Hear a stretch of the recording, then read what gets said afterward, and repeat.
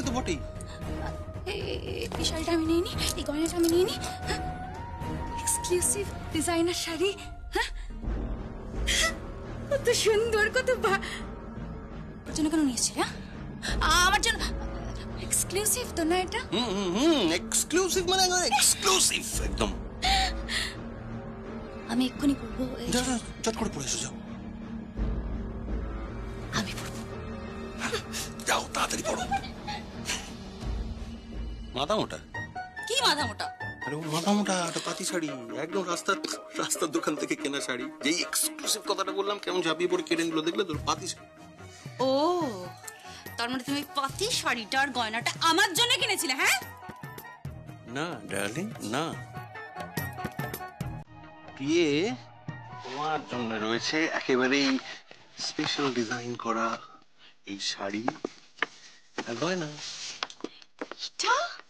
এটা ডার্লিং শুধু দাম দিয়ে নয়, ভালোবাসায় বিচার করো। নাও। না মানে ও তো বুঝে যাবে। না, ও কি করে বুঝবে? ও কিচ্ছু বুঝবে না। আরে আমরা ওই বলি না, যখন শাড়ি বিক্রি করি খরিদ্দারদের বলি না এক্সক্লুসিভ বলে, ধরো 2000 টাকার জিনিস 4000 টাকায় বেচে দিই। হ্যাঁ, তারপর ধরো 4000 টাকা মাল 8000 টাকায় বেচি না, শুধু বলবে তুমি এক্সক্লুসিভ, বা বলবে এটা একটু অন্যরকম ডিজাইন দেখুন, বা বলবে অমুকে বানিয়েছে তমুকে বানিয়েছে, দেখবে সবাই ফাটিয়ে কিনেই যাচ্ছে। আরে ক্রেতারা যেরকম হয়, বুঝতে পেরেছো তো, সেরকম হয়। তুমি কিন্তু জাস্ট জাতা হয়ে যাচ্ছে, জাতা। এই তোমার বোন আসছে, কেমন লাগছে আমাকে? সত্যি এক্সক্লুসিভ। হ্যাঁ, কত এক্সপেন্সিভ জানো?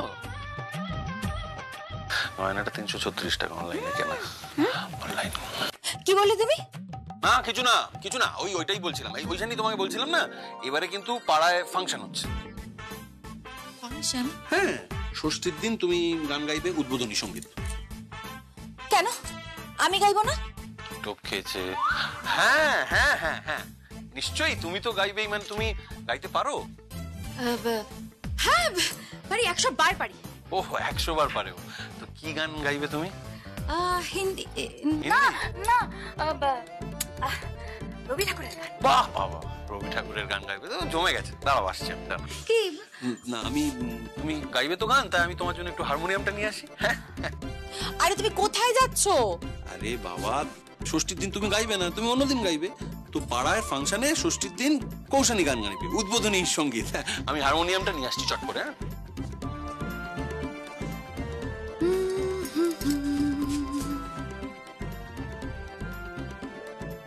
এই শোন, তুই সমস্ত বিষয় এরকম কেন করিস বলতো?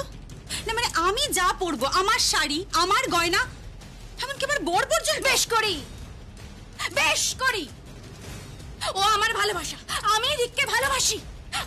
আর শুধু এখন থেকে নয়, প্রথমবার যখন রিককে দেখেছিলাম না, তখন থেকে আমি ভালোবাসি। বুঝিস? আর একটা কথা, রিক তোকে যা যা দেবে সব আমার চাই। সব চাই। এসে গেছে, এই তো এসে গেছে হারমোনিয়াম। সরো, এই যে কৌশানী, তোমার হারমোনিয়াম নাও, তুমি গান ধরো এবার। গান ধরবো মানে আসলে আমার গলাটা না। গলার কি আছে, তুমি যে কোনো গলায় সুর ধরবে আর দেখবে তানসেন থেকে বাইজু বাওরা সবাই চিন্তায় পড়ে গেছে। বাইজু বাওরা কে? তানসেন। ধরো গান ধরো। গান গাইবো? হ্যাঁ, বসে পড়ো, শুরু করো। বাট আমি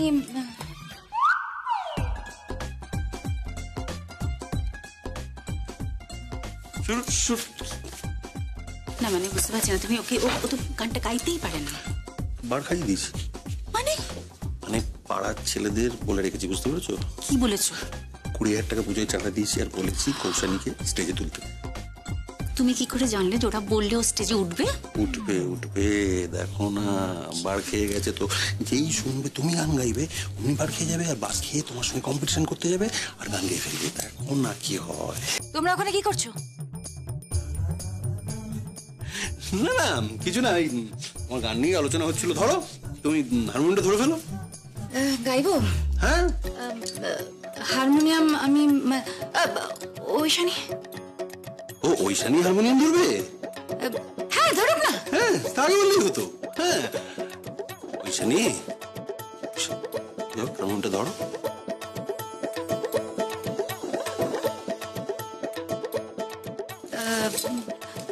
কি গান করবো? হ্যাঁ, গান ওই যে তুমি বললে রবি ঠাকুর। হ্যাঁ, রবি ঠাকুর মনে পড়ছে? চন্দ্রমল্লিকা। হ্যাঁ হ্যাঁ হ্যাঁ, ঠিক ঠিক। মল্লিকা বলে। হ্যাঁ, গাও।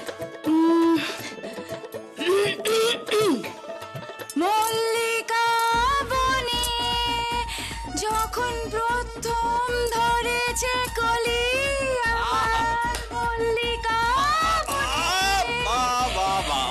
অপূর্ব, জমে গেছে একদম। সত্যি বলছো? আরে দারুণ, আরে জমে গেছে, মানে এত ভালো গান না, মানে কেমন আছে? কেমন গেছি? ফাটিয়ে দিবি, ওরে ফাটিয়ে দিবি তুই। সত্যি ফাটিয়ে দেবো? হ্যাঁ সিরিয়াসলি, তুই যখন পাড়া স্টেজে গাইবি না, স্টেজে একেবারে জ্বলে যাবে, জ্বলবে। তুমি দীপক রাগে গাইবে, চলবে। তুমি মল্লার গাইবে, বৃষ্টি নামবে। পুজোতে এমনিতেও বৃষ্টি হবে, আর তোমার গানে সুরে একদম সব জমজমাট হয়ে উঠবে। সত্যি বলছো? একদম সত্যি। এবার বাকিটা একটু ধরো, একটু শুনি। মল্লিকা বনে। মল্লিকা যখন তোমার লাগিয়া তখনই বন্ধু খেদেছিল অঞ্জলি আমার। প্লিজ এভাবে গাস না। হ্যাঁ, রাস্তায় গেলে 2-4 পয়সা পেয়েও যেতে পারিস। হ্যাঁ মানে মোড়ের মাথায় গেলে 2-5 পয়সা ইনকামও ভালো হয়ে যাবে তো। মানেটা কি? হ্যাঁ, আমি ভিখারি নাকি? ঠিক আছে চুপ কর, গা যা গা। শোন, আমার সাথে কিন্তু মজা করবি না। আমার মতন গাইতে পারবি তুই? আমি গাইছি, শোন।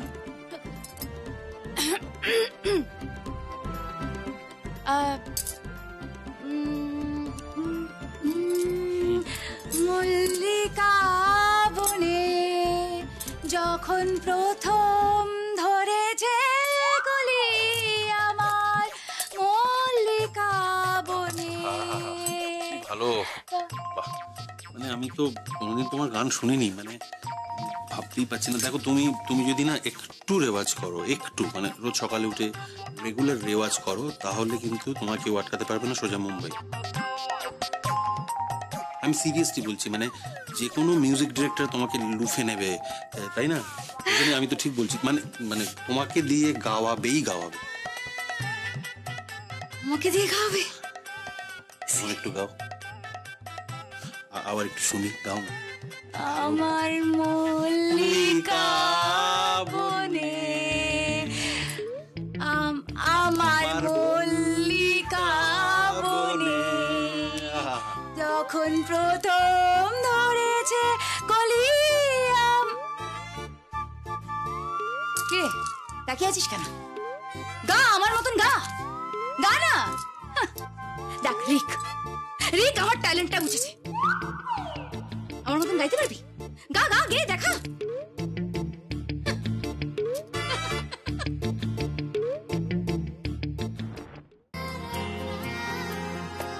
আমার মল্লিকা বনে যখন প্রথম ধরেছে কলি আমার মল্লিকা বনে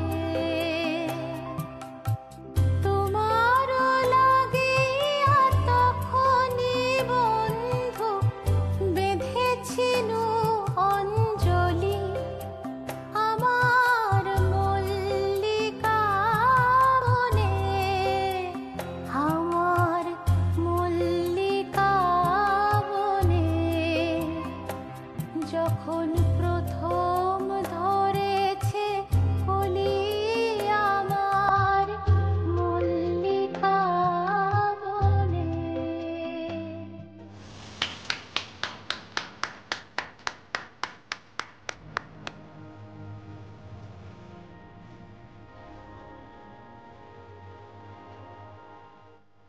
গাইবে নাকি? হ্যাঁ, ও গাইবে নাকি? আমি গাইবো, আমি গাইবো, আমি। তুই সব সময় তুই আমাকে হারিয়ে দিস, সব ব্যাপারে হারিয়ে দিস। না, আমি গাইবো পাড়ার ফাংশনে, আমি গাইবো পাড়ার ফাংশনে, আমি গাইবো। আমি রিকের সাথে ঘুরতে যাব পুজোতে, আমি সন্ধি পুজোতে যাব। আমার জন্য রিক শাড়ি এনে দেবে, আমার জন্য রিক গয়না এনে দেবে। কারণ রিক আমার, আমি রিককে ভালোবাসি, আমি রিককে ভালোবাসি।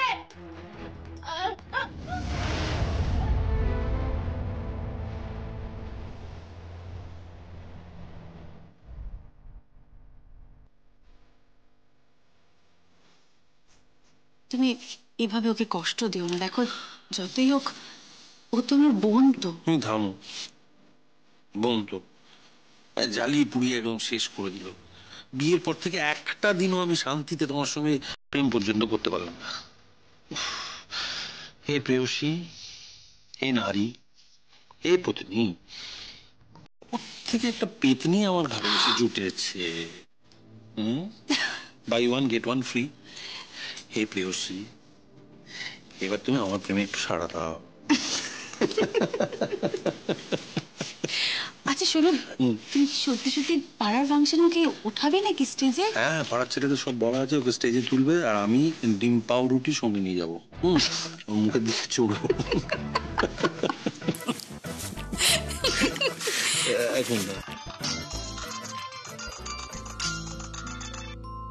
হ্যালো, কে? ও হ্যাঁ হ্যাঁ, বলো। না না, আমি অফিস যাচ্ছি, আমি বড় বাজারে পৌঁছচ্ছি। দেখো, গদিওয়ালা আমি নই, কিন্তু বাজারের একটা সুতো জানে যে রিকশন মানে কাপড়, থান, সুতো সবকিছু। রিকশন মানে শাড়ি, রিকশন মানে বাজার। আসলে একসময় দালাল কথাটা তো কম শুনিনি। চিন্তা করো না, আমি আসছি। কোনো না কোনো দোকানে দাঁত ঠিক ফোটাতে পারবোই। আর যদি কেউ না থাকে, আমি আছি। ডোন্ট ওয়ারি, আমি পৌঁছেই তোমায় ফোন করছি। হুম হুম, বাই। কে ফোন করেছিল গো? মানে কার সাথে কথা বলছিলে? ঝিলাম। ছিলাম আবার কি চাইছে? না কিছু না, দেখো ওর তো একটাই চাহিদা, ওর বোন যেন সবার উপরে যায়, একেবারে সাফল্যের চূড়োয়। আর তাই ও সংকল্প স্টোর্সকে, মানে সংকল্প স্টোর্সের ব্যবসাটা নিজের হাতে নিতে চায়। শালঙ্করা ব্যানার্জির পাশে দাঁড়াতে চায়, কাঁধে কাঁধ মিলিয়ে দুই বোন লড়াই করতে চায়। ওই জন্য আমি একটু বাজারে যাচ্ছি, বুঝলে? আজ থেকে রিক সেনের নতুন দালালি শুরু। এই শব্দটা না উচ্চারণ করো না তো, শুনতে বড় খারাপ লাগে। উপায় নেই ম্যাডাম, শুনো যা দেখছি, এবার সত্যি সত্যি আবার পুরনো ফর্মে ফিরতে হবে, বারবার ফিরতে হবে, রাজা হয়ে উঠতে হবে এই বাজারে। আর তারপরে যেভাবেই হোক এই শিলাই টেক্সটাইলকে সরিয়ে বাজারে নতুন রানী আসবে ঝিলাম, আর নতুন কোম্পানি সংকল্প স্টোর্স। আর মডেলিং ওয়ার্ল্ডের টপে থাকবে প্রিয়ম, একেবারে টপে, তাই না? ইয়েস, একেবারে টপ।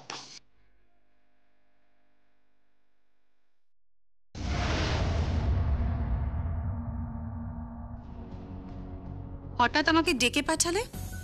কথা হয়েছিল না যে বোর্ড অফ ডিরেক্টরসদের মিটিং আছে, সেই জন্যই বাড়িতে ডেকে পাঠালে? তোমার সাথে আমার কিছু কথা আছে ঐশানী। আগে সে কথাগুলো বাড়িতে বলে নেব, তারপর অফিসে গিয়ে চূড়ান্ত সিদ্ধান্তটা নেব। বৌদি প্লিজ, আমাকে একটা কথা বলো তো, এই চূড়ান্ত সিদ্ধান্ত নেওয়ার তুমি কে?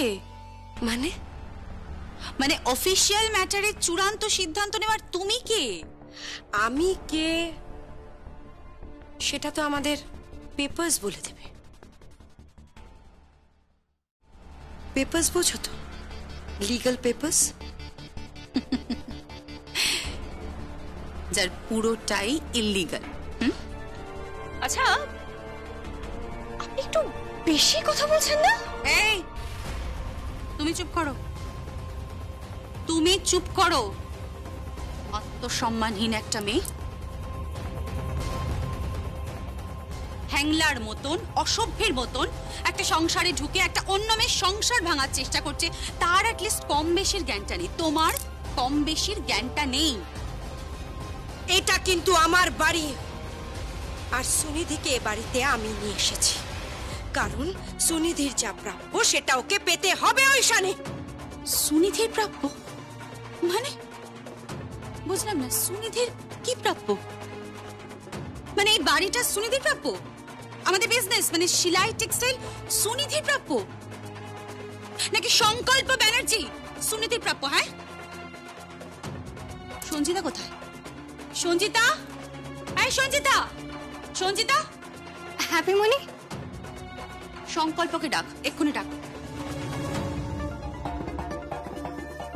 ওই তো ভাইয়া এসে গেছে। কি পিমনি ডাকছে। কি হয়েছে? কি ব্যাপার সংকল্প?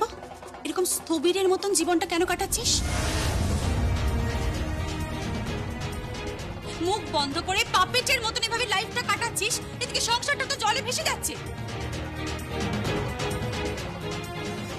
সংকল্প, তুই তো বড় হয়েছিস সংকল্প, তোর উচিত না তোর বাবা মাকে রক্ষা করা,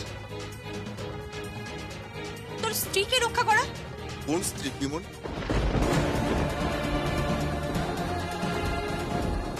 কোন স্ত্রী? আমার আপত্তি থাকা সত্ত্বেও যে স্ত্রী অন্য পেশায় যায়, যে আমার ঘর ছেড়ে আমার ঘরে চৌকাঠ ছেড়ে আমার বারংবার বারণ করা সত্ত্বেও এমন একটা পেশায় যেতে চাইছে যেটা কিনা আমার একদম অপছন্দের। আজকালকার দিনের ছেলে হয়ে তুই এই কথা বলছিস? মডেলিং তোর অপছন্দের? না বিপনি, না না, মডেলিং আমার একদম অপছন্দের নয়। আমার অপছন্দ প্রিয়মের অ্যাটিটিউড, আমার অপছন্দ প্রিয়মের স্বেচ্ছাচারিতা। স্বেচ্ছাচারিতা বলে না সম্পর্ক, তাকে বলে সেলফ রেসপেক্ট, আত্মসম্মান বোধ। সংকল্প একটা মেয়ে নিজের পায়ে দাঁড়াতে চাইছে, সেই মেয়েটাকে আর তোর মাকে এই সুনিধি আর আরশি ব্যানার্জি রাস্তায় নামিয়ে দিয়েছে, রাস্তায় ছুঁড়ে ফেলেছে, ফুটপাতে নামিয়ে দিয়েছে। ফুটপাতে বসে সংকল্প স্টোর্স, এই সংকল্প স্টোর্সে শাড়ি বিক্রি করছে ওই মহিলা শালঙ্কারা ব্যানার্জি। সংকল্প, উনি তো তোর মা, উনি তো তোর মা। তুই দাঁড়িয়ে দাঁড়িয়ে মজা দেখছিস বল? ও কি বা করতে পারে পিমনি?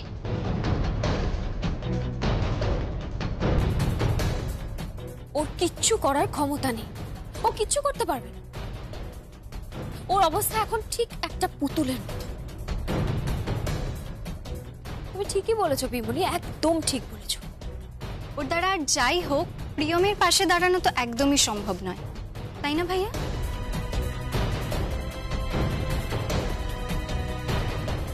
ওর তো এখন সুনিধিতে মন মজেছে।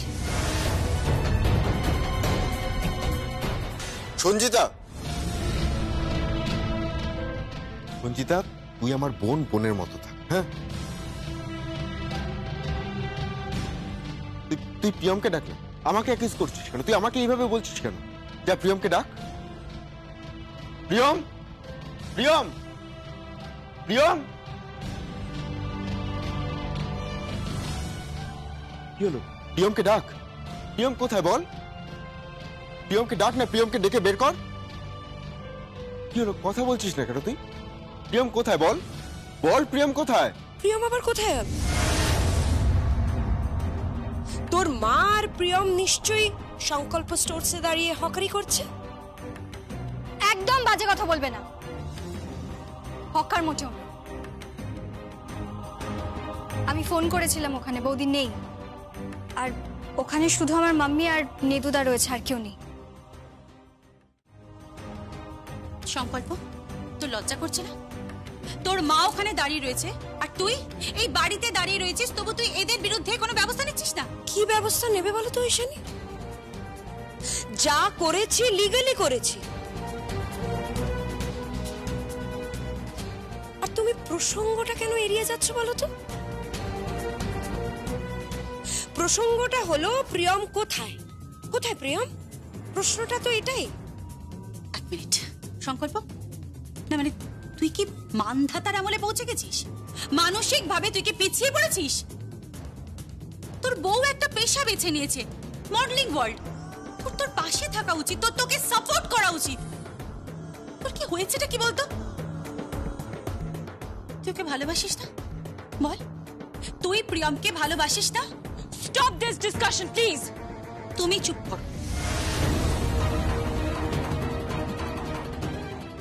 তুমি চুপ করো, আমাকে কথা বলতে দাও। টাকা আমার দিকে। তুই প্রিয়মকে ভালোবাসিস কি বাসিস না বল, বল। ও বলতে পারবে না পিমুনি, সেইটুকুনি গার্ডস ওর চলে গেছে।